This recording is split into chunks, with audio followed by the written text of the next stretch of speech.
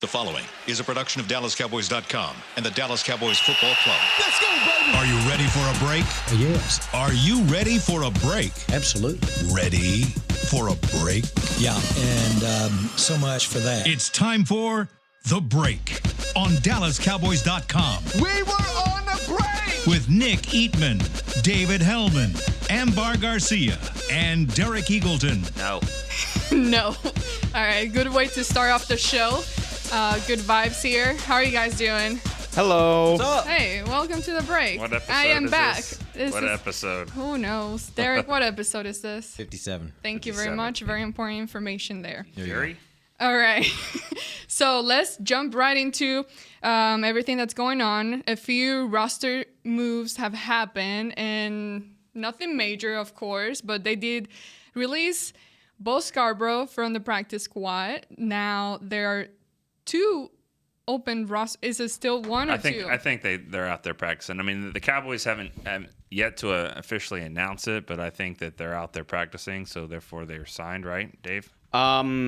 Darian Thompson is here. I'm not. Who's the other guy? There's a guy named Goodson. Yes. I like that. Thompson's a safety drafted by the Giants in the third round a couple years ago out of Boise State. I don't know as much about Or Broncos. Goodwin.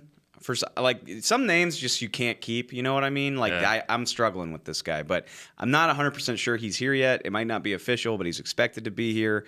Sounds like some roster churning in the defensive backfield. Ibrahim Campbell's out. He was mainly a special teamer anyway. Thompson has started 16 games at one point in his career. Honestly, kind of seemed like he had a role in New York's defense for a minute, and then he just fell off, and he was on Arizona's practice squad. So, I don't know that he's going to push for a starting job, but a safety All I need who has to know is that it's coming from Boise State. I don't know much about it. All I know is that the guys coming from over there turn out to be pretty okay. I mean, you're not wrong. Skandrick was great, maybe not great. Skandrick was a pretty good corner for a long time. DeMarcus Lawrence is arguably your best player. Tyrone is a solid, versatile guy. And then LVE. Kellen Moore did not win a game for the Cowboys. I was waiting for that to come up. But he had 400 yards. That's Kellen offense, Moore. though. I'm talking about defense. But there's guys. also a bunch of other guys, I'm sure, that played at Boise that are not as good as Van Der these Esch? guys you just mentioned. The vast majority of the... What about Van Der Esch? I said LVE. Oh. The vast majority of the Boise guys that have come through here have been pretty good. Yeah, and most of those are On guys defense. that they drafted, and they were pretty good. Right. No, I don't. Darian Thompson might. I don't know. I doubt. I wouldn't expect him to do a whole lot, but he's out here. What's funny is that you say, well, he was a third-round pick. And you're like, oh, third-round pick. And then you're like, so is Chaz Green. You're like, oh, okay. No doubt. That happens.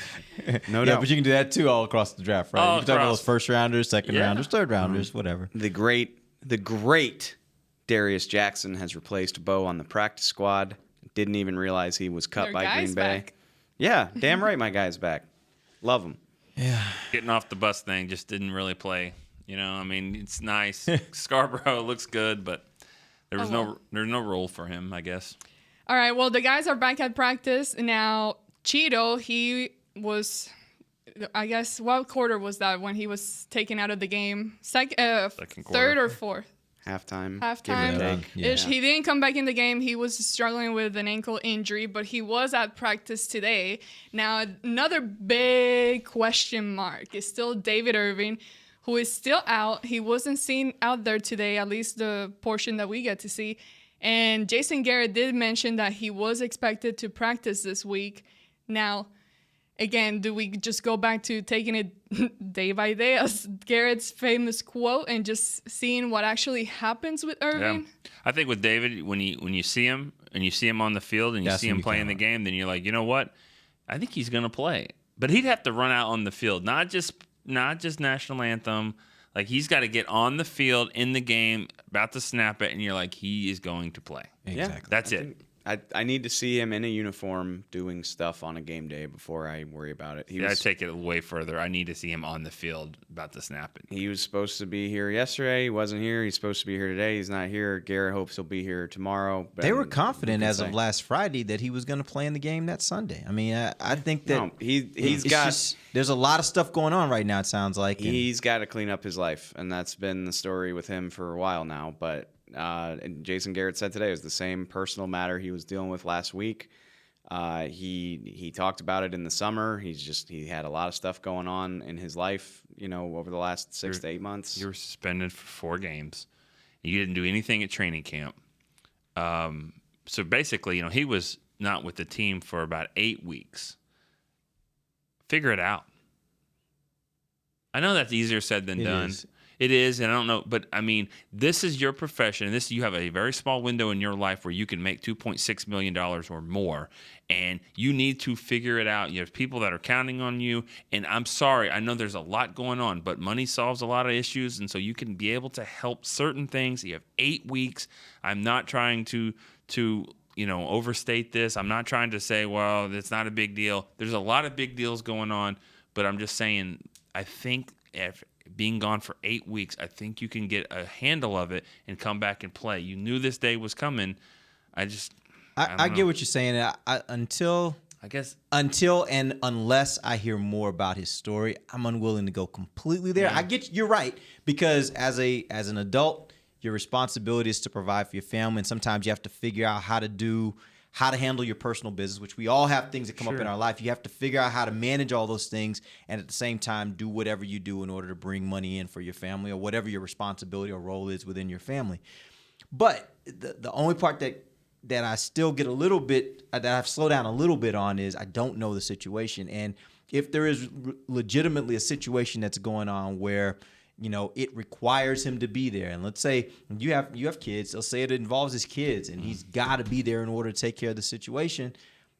I know if it's me, I got to handle my kids. My kids are the top priority. They're going to be a higher priority than my job. I know that's bad to say, but if it comes to it and I have to make a decision and I have to be at one or the other, I have to go in and take care of what needs to be taken care of for them. So I don't know what his situation is. Either. But I pause a little bit at going too hard at him on that. You're right, though. At some point, he's got to figure it out, because if it keeps happening like this, eventually your employer says, hey, man, I just can't deal with the variability here. And then now you got 2 problems. Now you don't just have 1 problem, you got 2 problems. Then you would think the communication between him and the Cowboys would be better than that, because why is Jason Garrett or even Jerry Jones standing up there in front of cameras and basically saying, oh, we'll have him for the game, or, oh, he's going to be here for practice? Well, but maybe the situation didn't happen until Saturday. Maybe the situation that kept him back didn't come up in the way that it came up that forced him not to go, didn't come up till Saturday. All I'm saying is we don't know that. And I think I feel a little bit hesitant on just killing the guy when you don't know what the situation is, and then you come back later and you find out the real situation. You're like, oh wow, I feel bad about that. I don't know. Until I would know more about that, I would be a little cautious. Okay, fair to say. Well, that's fine. You'd be cautious with that, but when do you cut ties? That's a Jerry call. That's a Jerry, Steven, Will, Jason Garrett call. Those guys will have to figure out at what point they feel like they're no longer willing to deal with whatever he's dealing with personally as an organization. Because right now, what he's dealing with personally is affecting the organization. At some point, they're going to have to make a decision on that. The one thing I know about Jerry in watching him all these years is he is one of those guys that tends to help his players as much as he possibly can, and is willing to even to the detriment of himself or his organization, is willing to be there for his players when they're having tough times. So I wouldn't think that time's coming anytime soon, but I don't know. They'll have to make that decision. Well, they put him on the roster. I think there's something else going on if they put him on the roster and he's not going to play. That he obviously gets paid for that week. So I think that might be something that's being involved here, as trying to help him out from that standpoint. Maybe. And even so, if he was here, let's say he comes tomorrow and does something, you wouldn't expect him to be playing this weekend. Just depends. I kind of would. Jason Garrett. Just like that? I mean, he hasn't had any time. If you're throwing him out there for 10 to 15 snaps, maybe they think he can do that, right? There's a point in the week, Jason Garrett said this today, there's a point in the week where you have to make that call. And we talk about it all the time. It's usually Friday. So if he's here tomorrow and Friday and can handle the workload, hell yeah, I'll play him. I mean, not 60 snaps, but something. But he's got to get here first. But see, at this point in the game, he's already, like, nothing changes for him. Irving. I mean, he's getting paid. He's getting paid because he's on the roster. So not playing or playing or whatever doesn't really matter to him. You know, I mean, I don't know if it doesn't matter to him, but he's getting paid either way. He's getting paid. The Cowboys have really no leverage there. He either helps them or he doesn't, but the paycheck the next week will be exactly the same whether he comes back to Frisco or whatever and plays or not. That's I assume he's smart enough to know that. No. Oh, go ahead. He's weird. He's not dumb. David Irving is a smart he's not guy. a dumb guy. Right. No, He's, not at all. He's eccentric. Okay. He's not stupid. I'm sorry. Go ahead. Smart enough to know what? He's smart enough to know that if he wants the money to keep coming, he needs to get to work at some point, and especially in future weeks and also in the future. He's on a 1-year deal. But that's what also tells me that maybe this thing is a lot. Whatever he's dealing with personally is a lot bigger than we know, and it's a situation where, again, maybe the organization, in knowing that thing, has said, "Hey, if you need to go handle that, go handle that." Yeah, you know what I'm saying? I mean, okay, I don't think he's dumb. I agree with Dave. I don't think he's a dumb guy. No, he's not. I'm just saying he's going to go back and forth on this. He could play 1 game, 2 game, whatever. He could just play 1 game in week 17 of the season, 3 sacks, 2 forced fumbles. He's a free agent. He's going to get paid. Like he's. I don't know about that. Yeah, he's going to get. You don't think he'll get paid? No, I don't think he'll get paid. If he doesn't put together a resume of reliability and production to a point where a team wants to take that on, no. If that's the only game he plays and he gets 3 sacks, somebody will hire him. It's not going to be anything worth getting excited about. Right, but he's not going to get a deal. He's not going to get a payday if he plays 1 game after coming back in week 5. Honestly, I think at this point, if he came back now and came back this week and played through the rest of this year, and let's say he ended up with 6 sacks. That's a good number of sacks for those number of games. Yeah.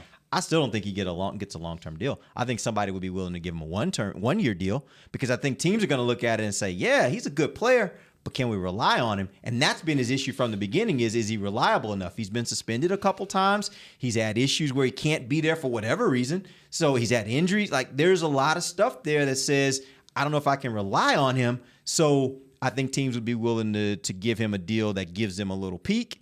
I don't think there are going to be a lot of teams willing to give him a long-term deal. All right, let's take our first break, and when we come back, we're going to jump right into the Jags offense and see how that matches up against the Cowboys defense. If you're like me and you love... if you have a thing, then cutting the cord is scary. But then I found out I could switch to DirecTV Now and still get the live sports I love. No satellite needed, no bulky hardware, no annual contract, just... Get the live sports you love. Try DirecTV Now for $10 a month for 3 months. Visit DirecTVNow.com. DirecTV Now. More for your thing. That's our thing. Use code REALDEAL. Limited time. Price for little package. After 3 months, renews monthly at full price. Currently minimum $40 unless canceled. Prices may change. New subscribers only. Cancel anytime. Content varies by package and may be limited. Restrictions apply. Star Sports Tours is the only official fan travel partner of the Dallas Cowboys, offering exclusive game weekend travel packages with sideline access and photo ops with current players, alumni, and cheerleaders. That's not all, though. You'll get to talk X's and O's with Senior Director of Player Personnel Will McClay, and of course with yours truly, me, Brian Broaddus. You can trust the official fan travel partner of the Dallas Cowboys, and with us, you'll travel like a pro. Visit cowboystravel.com to book your travel package today. Want to use what the pros use? How about the official men's skincare brand of the Dallas Cowboys, Jack Black? Right now, you can get the Jack Black Playmaker, a curated collection of Cowboys locker room favorites for just $10 with free shipping.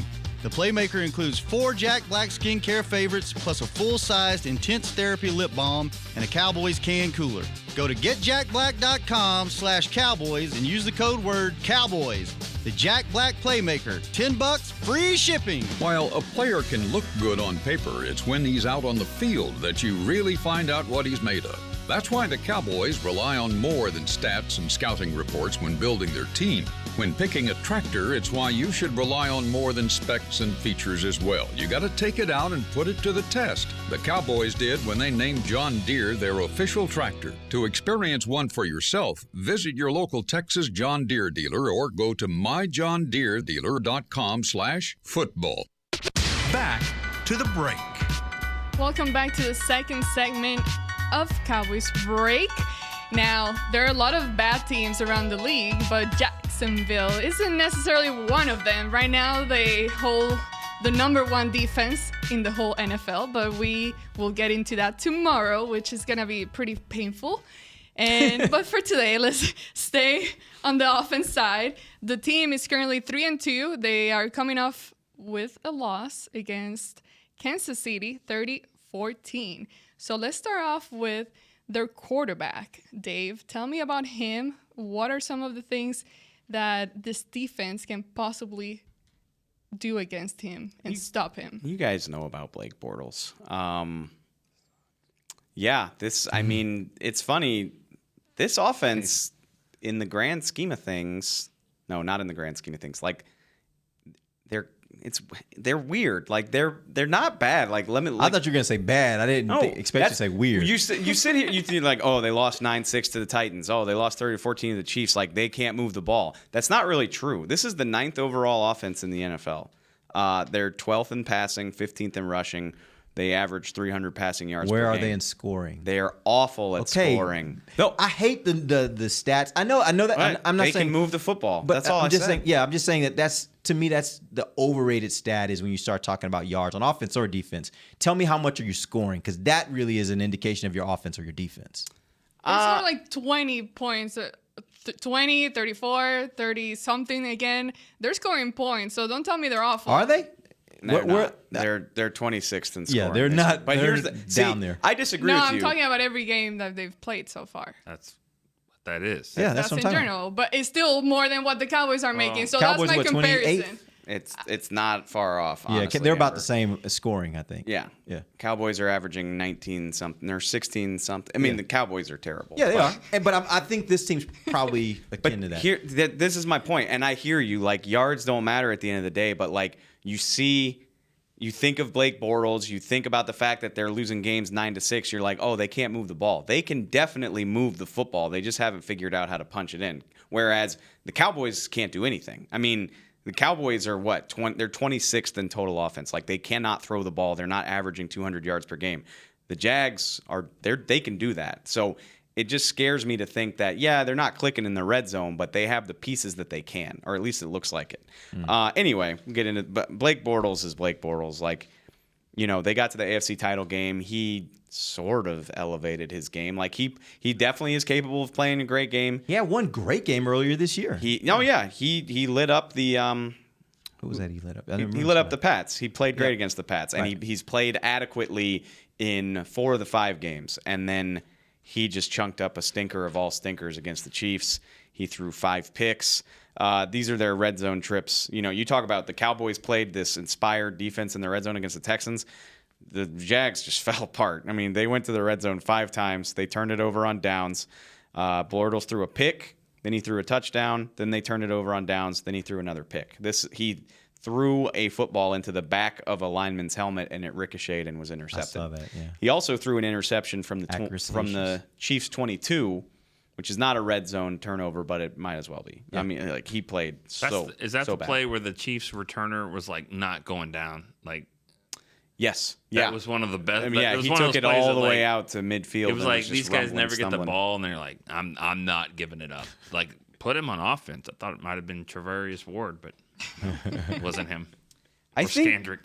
There's some interesting similarities, I think, here between these two offenses. Your quarterback has potential. I think he's athletic. Blake Bortles is. You don't think of him as being an athletic guy. At least I didn't until I watched him. But why? Because he's tall and white. Like, he looks like a statue when he stands back in the pocket. We see no color here. That's not true. There's some athletic. I mean, Aaron Rodgers is athletic. I know. I didn't say that you could. I don't think of Blake Bortles as being this athletic quarterback. I just don't. But whatever. But he can escape pressure, and he has had at least 27 rushing yards in every game they've had. Longs of 21, 23, and 41.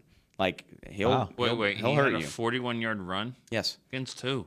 I believe that one was in the opener against Belichick's group. No, that was the Pats. He did it again. Who'd they open with? I don't remember. But he's gone for. Didn't they open in primetime? No, whatever. This is pissing me 41-yard run. It doesn't matter who. But I mean, some of them are designed, some of them are scrambles. But he's had a run like that in damn near every game they've played. Alex Smith like kind of sneaky. But Sneaky That's a good athleticism. one. Yeah, That's yeah. a good one. That's a real good one. His offensive line is not amazing. They signed Andrew Norwell.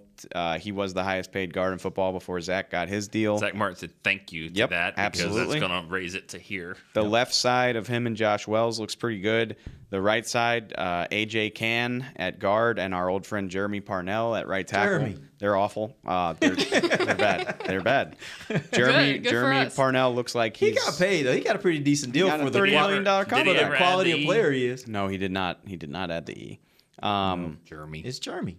He's Jeremy. He looks like he's moving in quicksand. I think that's something to watch with DeMarcus Lawrence primarily playing on the left side. I know it seems like we've said that every week, and sometimes it's worked out really well. It didn't work out great against Houston or Seattle. But You're starting to see that Houston really gave a lot of attention to him, to Lawrence. He didn't get a lot of opportunities. He wasn't a lot of one-on-one with him. Now, he did make a big play at the end of the game. Him and Jalen Smith got after Watson. yeah, no, he did have a nice pressure at the end of that game. But Which is kind of shocking to me that with them paying so much attention to him and somebody else didn't get off. That was kind of surprising to me. Well, we can talk about 94. I mean, he's really not doing anything for you. I mean, he positively. He's doing some things for you, as far as penalty-wise. What's that last penalty was really tough. That was a football play to me. Yeah, I don't think that was a good I don't call. like that call. Now, the one in Seattle where he kind of hits the guy right in the face in front of everybody kind of a in the problem. world, that was an issue. Yeah. it would be great if Randy Gregory could play well in this game, actually, because if you watch the Chiefs game, D Ford, who is he's a 3-4 type of rusher, small linebacker type speed guy, pretty mediocre career considering how highly he was drafted. He looked like Von Miller out there against Jeremy Parnell and some of their other guys. So I think you can get to him off the edge, and I definitely think you can take advantage of the right side of that. What's happened to Taco? Good question. I mean, at the start of the season, First two games, he looked really promising. He was I about was to just really thinking make about some him. plays, Yep. and it's just the last few weeks. It's just I haven't really seen him much. Taco. He has fallen off in the last 3 games. I don't think we've played that drop in a while. So No, it's we just haven't. like, oh. Oh, this drove me crazy, so I went back and looked. They squeaked out a win over the Giants in Week 1. I remember that now. Giants. Saquon had that big 70-yard run. Oh, yeah. But so I feel bad saying this reminds me of the Dallas offense, but like just case in point, the Jags let Allen Robinson and Allen Hurns go, and they didn't do a ton to replace them. Like they brought in Dante Moncrief from Indy. They drafted my guy DJ Chark from LSU. They have D.D. Westbrook, and they found Keelan Cole, who's in his second year. And like these guys are good. Keelan Cole's actually bigger than I thought he was. He's like 6'1", 2 something. But they all. Where did Lee go? Lee's hurt. Oh. Is he on the team? He's on IR, I believe. Marquise Lee? Yeah. I didn't know he was on IR. Yeah, I believe so. These are their top 3 guys. Mark Cardell's Top stuff there. 4. But He really is. He's the receivers coach. Is he? I say they remind me of the Cowboys because they don't have like a stud. I mean, Cole can do some nice things. He's already halfway to his reception tally from last year.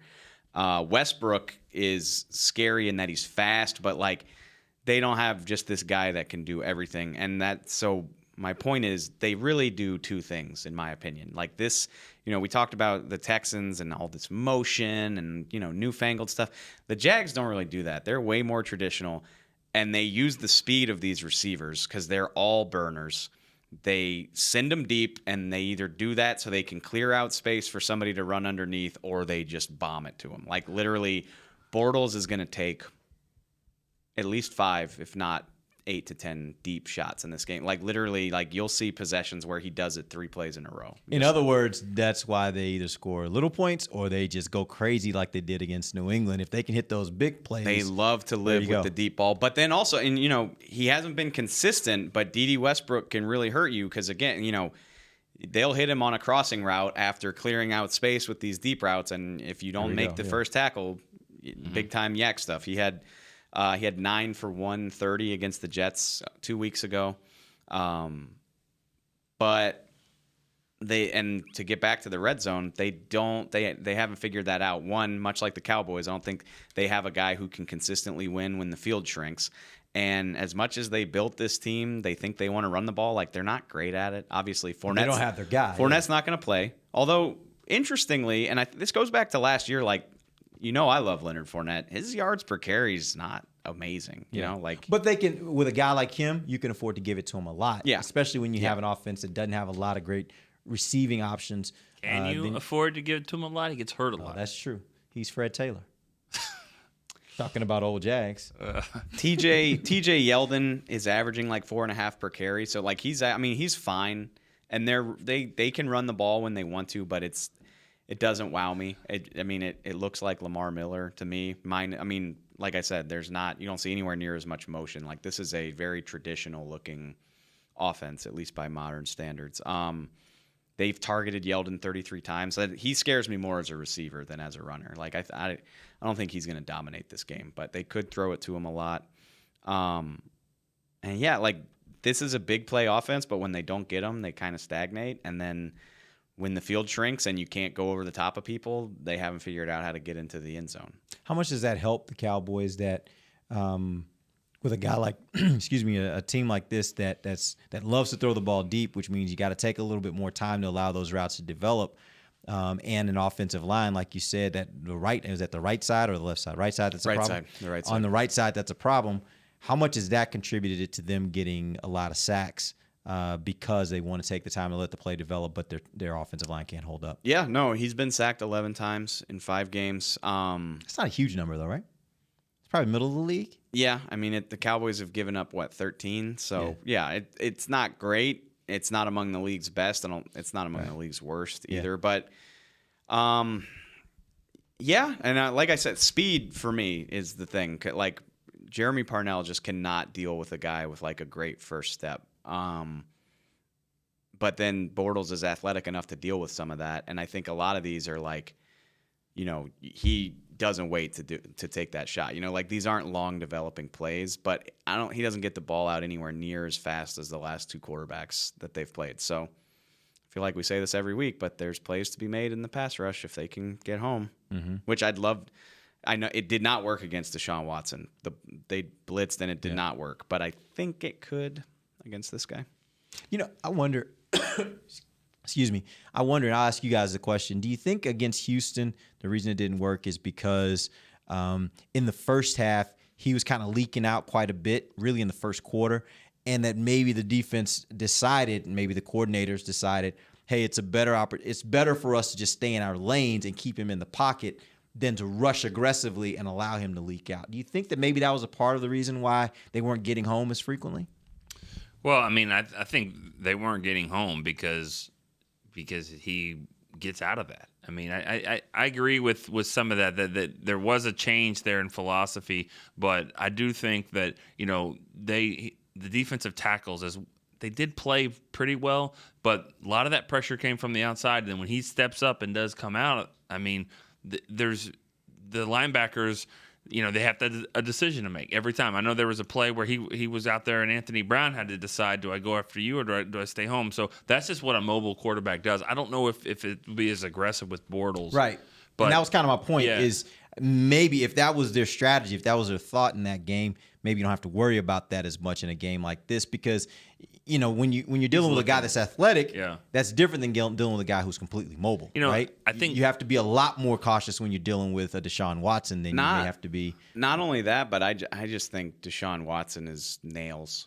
Like he's got it. And I don't know Blake Bortles. That sounds like a hot take. Like I've never met Blake Bortles, but I don't think he's got it. I don't think he's like poised and is just always going to make the right decision. Beckham. He seems like he's got it. I don't think you have to meet the guy. Well, I just, Well, when you say got it, can he play? That's really what you're saying. Here's the thing about athletic quarterbacks, and I think this is what, you see guys in college do some great things. You see some athletic guys that don't ever get drafted. What's the difference between a Dak and a Deshaun Watson? This guy gets picked pretty high, or Mahomes gets picked pretty high. I think it's being able to throw on the move, like actually running and throwing at the same time. I don't think Dak is really that good at that. I kind of agree with you. I think he can run out there, and then he needs to kind of stop and all that. But when he's just slinging it, there's a lot of times we see on tape, you're like, he's open, he's there. And I'm like, okay, but he's on his back foot, and he doesn't have that. Favre could do it. Mahomes could do it. He doesn't have it. He's got to set his feet. That's the difference to me between a 4th-round pick and a 1st-round pick. And that's what I don't know if – now, Bortles, on the other hand, athletic, that's fine, but you still need to set your feet and throw it. But Watson, though, you saw him just slinging the ball. Yeah. So I think I disagree. Like, it seems like one of Dak's most consistently good throws is when he's drifting in a direction and then just fires it in there, which, like, I think he's a pretty good thrower on the run. The problem is, and Jason Garrett talked a lot about this today, is like if he has to move in the pocket and reestablish himself, he's not good at it. He just isn't. Guarantee But it seems like Jason did not say that. I'm paraphrasing. No, Jason. Just knowing Jason, he did not say that. Jason just talked a lot about the art, if you will, of like moving in the pocket. He's like, it's not always noticeable to the naked eye or to somebody that doesn't play the position, but like the best quarterbacks have to move in the pocket and reestablish their Tom Brady's the best at it. If you watch him operate in the pocket, he never runs. What he does is he just moves, he slides, and when he gets to where he's going, he reestablishes and he throws. And he's so good at it. Case in point, like one of the better plays Dak made the other night was when it all went to hell and he was running for dear life and threw that prayer to Tavon. And it was a well-placed ball. Tavon had to go get it, but it went where it needed to be. It's when he has to sidestep somebody and move, and then there's a guy in his face. He doesn't reestablish his mechanics to the point where it goes where he wants it to. Yeah.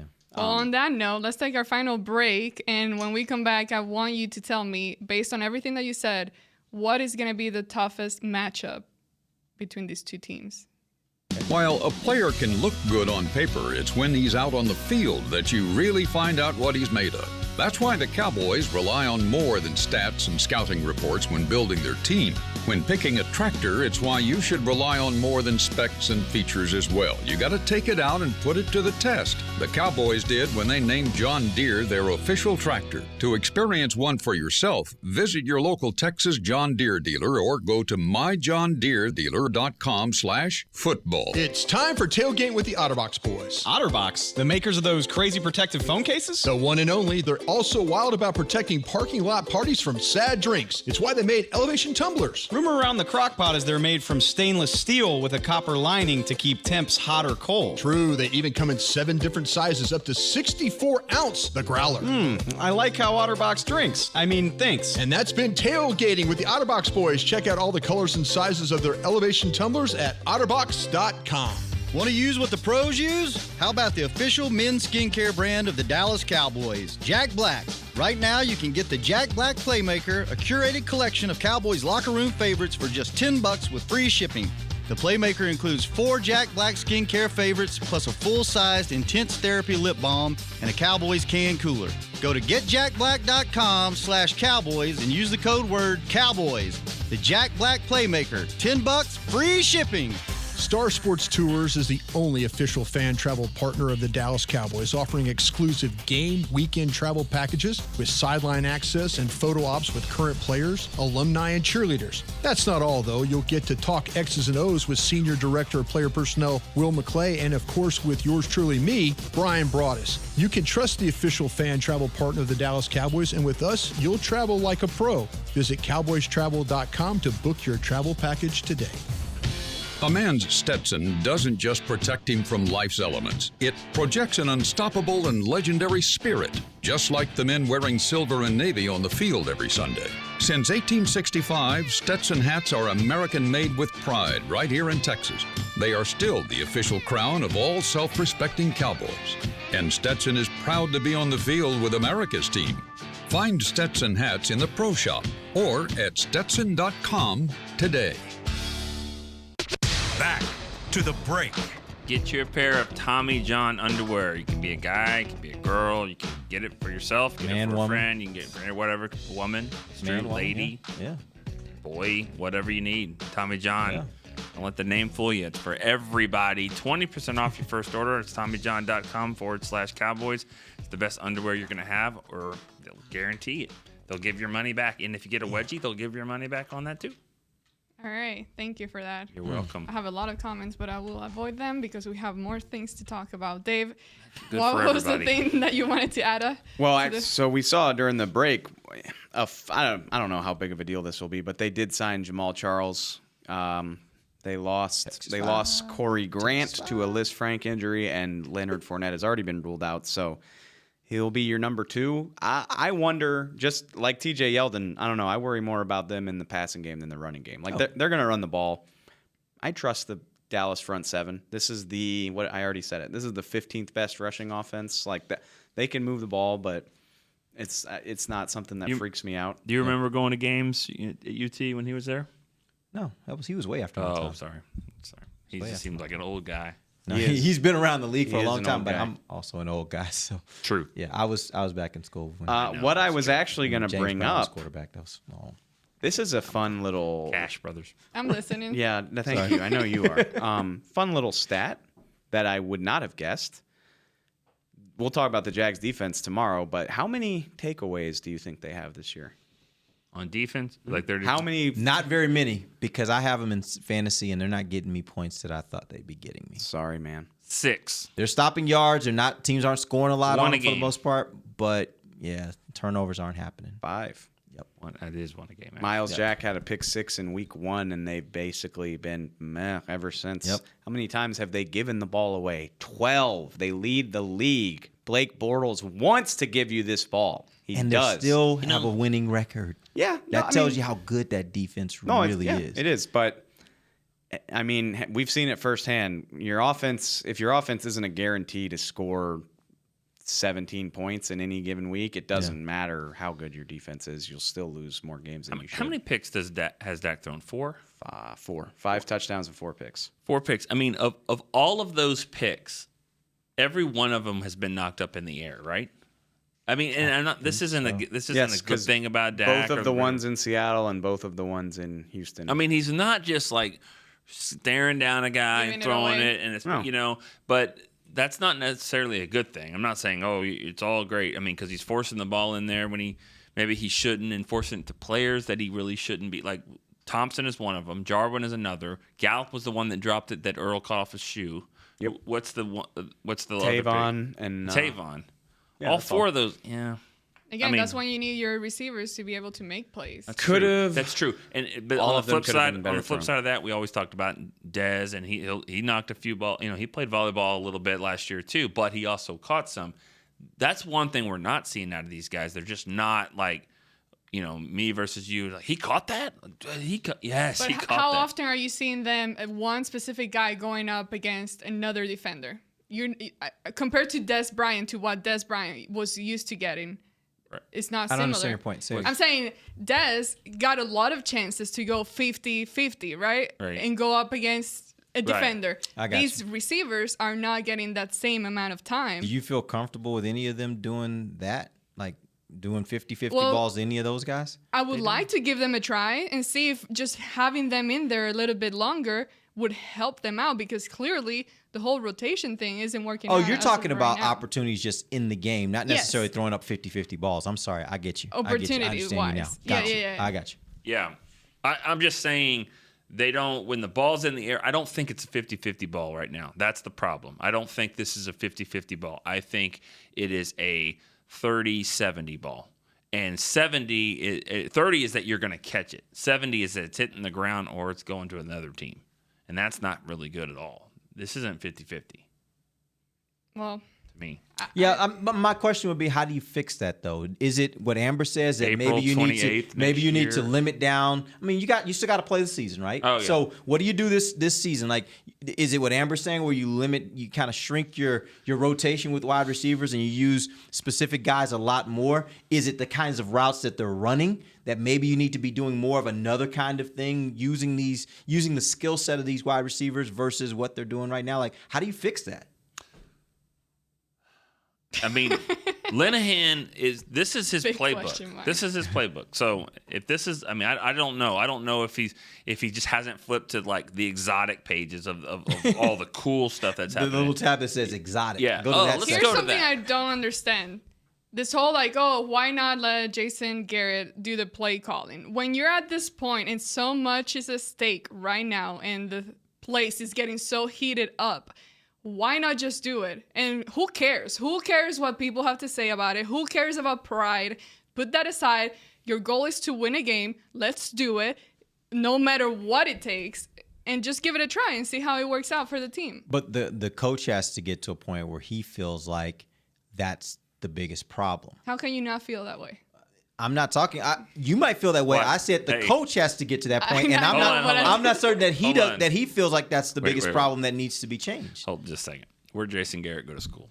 Princeton. That's typically a pretty smart school. Yeah. Okay.